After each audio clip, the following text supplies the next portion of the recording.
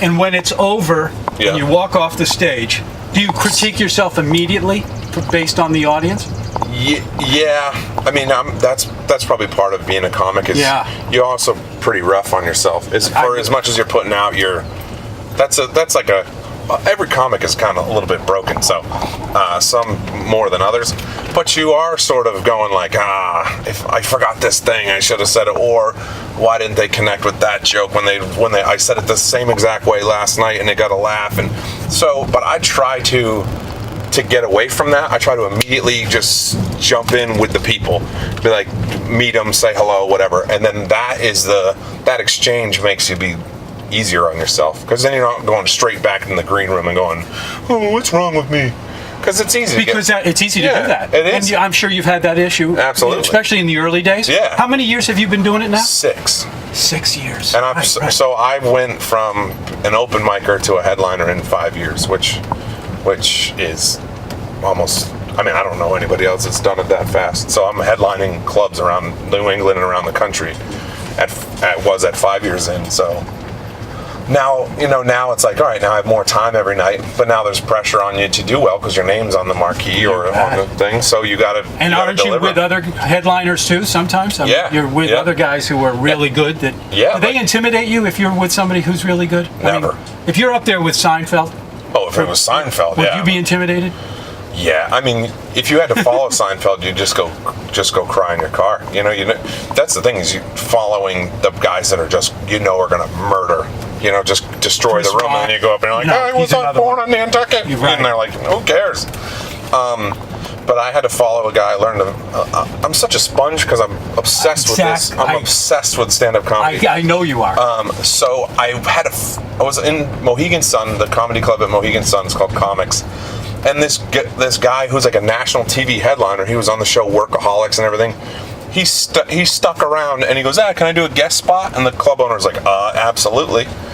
He goes up before me and does 20 minutes of the most amazing, he's destroying the room. Oh. And I'm in the back pacing, Oh, right. So, you're hearing all this. Yeah, and I'm like, how am I going to follow this? And I got some great advice, which was from another comic, and he said, we're all rock bands, right? We're all rock stars. But go up and play your music. If you go up there and try to play his music, you're going to fail. You go up and play your own music, they're going to love you. And I did that. I did my thing, and it went better than I could have expected. And if I didn't hear that advice in that moment, I would have gone up and tried to outdo that guy's energy, and I would have fallen on my face. So that's sort of confidence is kind of the and believing in yourself enough. You got to know that your stuff is good, and people have to feel that you're comfortable too, don't they? They really, because they don't want to feel that you're nervous or because it makes them feel bad. You're confident. Like, confidence lets other people off the hook. You know what I mean? Yeah. If you just walk into a situation and go, I got this, and then they go, okay, he's got it. They'll love you or hate you within the first 10 seconds. If you don't get a laugh early, and you're up there going, what did I say about my? They'll just eat you alive. So, but by now I know what I'm doing. I know what I'm going to say for the most part. I know that I can handle any situation. That's sort of what I'm known for now. Is they're like, throw Glowacki in there, he'll handle it. Some is rowdy. That right? Yeah, that's like I'm dealing with like the bucket of blood rooms, these Roadhouse style things. But I came up in a place like the Muse, where I was hosting an air band to 17 different nationalities, and you have to still get their attention. That's right. Yeah. So this is my old stomping grounds. That's what I'm driving grew up in that house right there. You did? Yeah. Oh, that's great. Yeah. Now it's like it was Shepley. What is it now? Oh, I don't know what the hell it is. It's probably going to be somebody else's house. Yeah. Right? I mean, all of this is going to get developed. I think they're all going to be. I don't know if this is part of their thing. I think my uncle owns this one. I think okay. So he still owns a few things here. And that lot right there, so it wasn't that big, but we would work on our demolition derby cars over there. That doesn't happen anymore. No. Then I had a little cottage, which was right there, where I lived with my first girlfriend, and that ended miserably. So. Oh God. Yeah. So maybe it's better to as a comic to stay single. Yeah. If you're going to be on the road all the time. Are you single now? No. Okay. It's good to have somebody who actually supports you. Is it? Yeah. So I grew up in here. Here's a funny story. Okay. Where? You can drive. Let's drive. I've driven in here. Yeah, they don't care. Oh yeah. All right. So. I grew up in here, so the employees would come and park back there. So, but it was all it used to be tons of junk cars. What's going on here? It's crazy. Yes, you had all the junk cars. So there used to be a ton of junk cars. Was your family involved in the junk car business? Yeah, my dad ran this whole place. Oh, he did? For his dad, for Walter.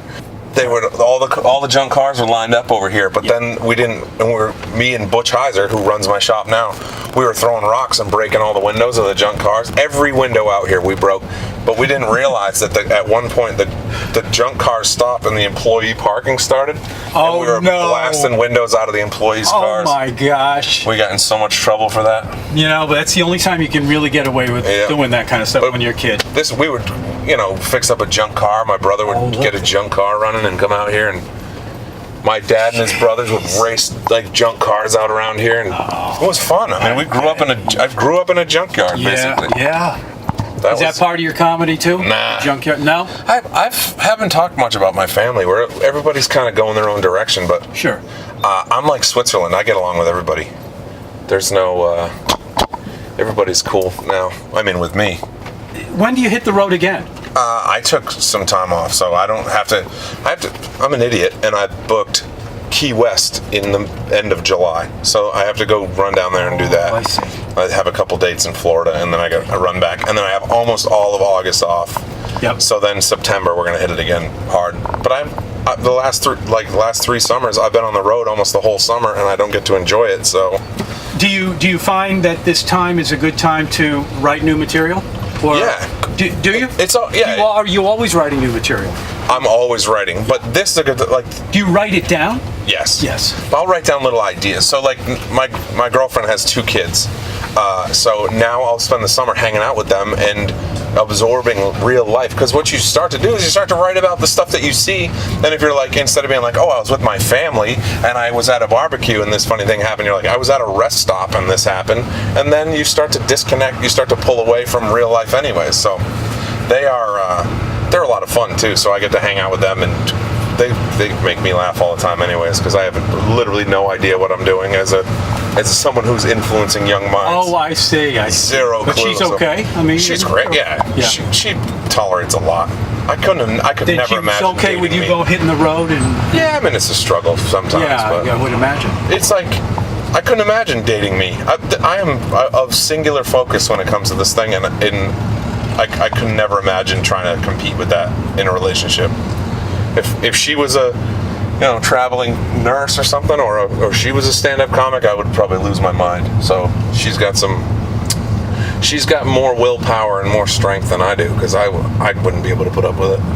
She likes it. Her she boyfriend's a star. What are you talking about? She was my high school sweetheart. She was my first girlfriend. Yeah. Oh my God. So you got back together? Yeah. Your first after 20 years. Wow. I remember. So it was my first real breakup too, and I was crying in Oh my gosh. I was crying in my living room. I totally know what you mean. I've been there. I never went back with my old girl, but I'll never forget the girl that made me cry. And my mom said, "If it's meant to be, it'll be, even if it takes 20 years." And it was almost 20 years to the day. So. She puts up with my crap, so I gotta hang on to her. Oh, good for you, Brian. Yeah. So now, if HBO came to you and said, "We want to develop a series as an actor," around your life, right? Do you see that in the future, or how do you see as you progress and get older? How would you like to see your career evolve? At the moment, so I would like to. I never got into it to be I want to be a movie star. I didn't know that that's even a progression that happens. I just wanted to do stand-up and make as many people laugh as possible. But now I'm getting an opportunity to start to write some stuff that's behind the scenes, which I didn't expect. So I'll probably work on writing some of those things. Really? I don't think I'll ever be this. Sitcom stuff? Yeah. Okay. And doing some punch-up for movies and things like that. So, that's the next step, probably. Can I ask you what you might be thinking of? Is there? I mean, I don't want you to let the steam out of it, because I know what that can be like when you have a good idea and it hasn't come to fruition. There's some stuff is I'm not even allowed to say who the people are for, but I just did something for this past weekend. But the thing that I'm working on is eventually, if I make a movie, it's going to be based on my family here and based on my grandfather and stuff like that. I have a great idea. I have a very good idea for a comedy, but it'll be kind of with a kind of a rough main character who would be my grandfather, and misunderstood relationship with his grandson, maybe. Oh yeah. Yeah, it's if I ever get that far. But right now, people will just send me something and say, "Hey, can you punch this up? Can you find any more jokes to sneak in here?" Do you actually do that as well? Yeah. That's the. Oh, so you get. That's where I'm at right now. Is people will send me something and be like, "Can you add some jokes to this thing?" And then maybe they'll use. Are they is it for television or? The last thing I did was for a speech. Like for a live thing. Yep. And but I'm starting to get some of that stuff for TV, and even like right now, like short movies and things like that, sketches. So but that just started, so that's good. That's great. Yeah. The more things you're involved in, activity breeds activity. Absolutely. But the thing about it is, like, coming from here is when you're little or you don't understand how big the world actually is, like, you're afraid to dream of these things. You're like, oh, my town is surrounded by water, so is my imagination. I can't get out and do it. But then, so after 30 years, I finally left and was like, I'm just going to take this as far as it will go. And there's like, Megan Trainor's from here. She's on top of the world. So that's my motivation to be like, well, if she can get it, I can get it. If Darn It Carrie what you ought to do is remake her video with you in it. I told her, I go, if you make another video with like, you be the dancer. Chubby people, dancer, and you don't call me, you're in trouble. Oh my God, I told her, it was when Gary and Kelly were still here. I said, if I'm not the chubby dancer in the next video, I'm egging the jewelry store. There you go. You go, Brian. This was fun though. Thanks for man. taking me. I'm really glad to have gotten to know you better. Appreciate it. Thank you. This was really cool. When I'll do this anytime. Yeah. Now that you got the nice new van. Isn't it nice? Where is the old van though? The old one is probably crushed somewhere because I gave it up a long time ago. But I have a big Dodge van that I keep on the other side that I drive to Maine. Yeah. That's what I used to drive around. But it's too big for Nantucket now, man. I mean, you see what's going on here. Having a little van like this. You need to paint it yellow, though. I know. Yeah. I think about that, but, I'm always in transition. TV isn't the way it used to be when you were a kid. Yeah. I mean, I'm up against Facebook and social media, and we got to have a certain edge. That's why these interviews are. That's my edge. You know? It's like you have your hook. Yeah. This is kind of my hook. Yeah. And we'll see where it goes. Yeah, this is the thing that people look for.